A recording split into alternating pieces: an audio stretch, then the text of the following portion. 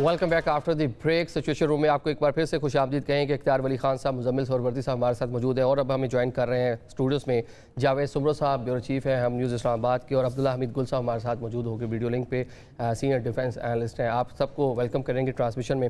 सुमरो साहब, आप इस ब्रीफिंग में भी थे जो आज DGHPR ने ब्रीफिंग दी।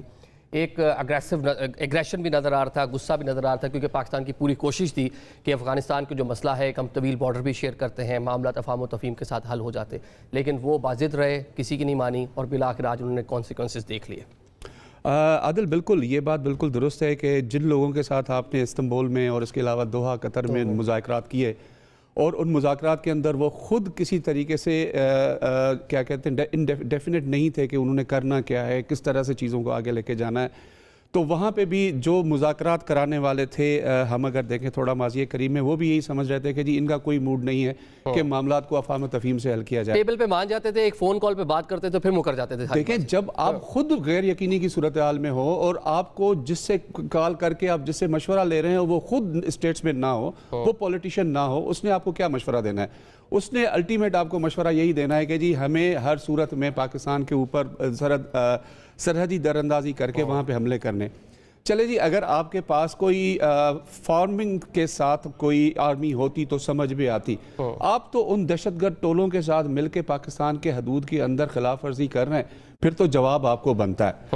जो पाकिस्तान ने जवाब दिया है गुज़िश्ता रात से, वो अब उनको याद आ गया। और अब ये एक चीज़ और देखें कि इस सारे कुछ होने के बावजूद, अब जिस तरह से मैं ये जुमला इस्तेमाल करूंगा, जिस तरह से हमारी आर्मी ने उनको मिट्टी पे धूल चटाई है, वो धूल चटाने के बावजूद वो नहीं समझ पा रहे।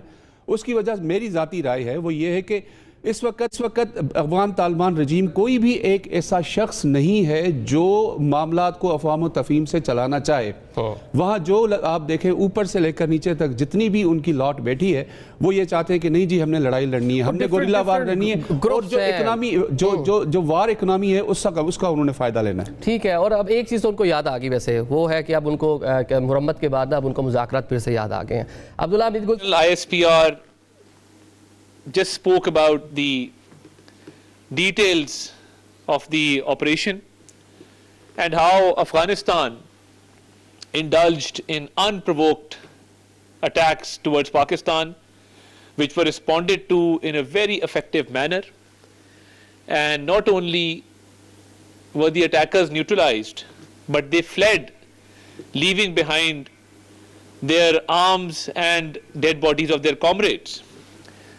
And as already displayed that various posts have been captured by Pakistan, already displayed that various posts have been captured by Pakistan, and the nexus between terrorists and the Afghan Taliban regime is now as clear as daylight. We had been saying time and time again that there is a nexus between the